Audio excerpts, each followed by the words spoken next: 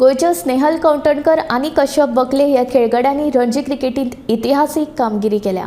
सगळ्यात वेगान 33 शेकडो मारपी दुसरो आणि तिसरो भारतीय खेळगडो जावपाचो भोवमान तांकां मेळ्ळो। अरुणाचल प्रदेशा आड ह्या दोगांनी उत्कृश्ट खेळाचें प्रदर्शन करीत रणजितांतली आतामेरेनची सगळ्यांत व्हडली भागीदारी केली। फर्स्ट क्लास क्रिकेटींत वेगवान 33 शेकडो मारपी स्नेहल हो तिसरो खेळगडो थारलो।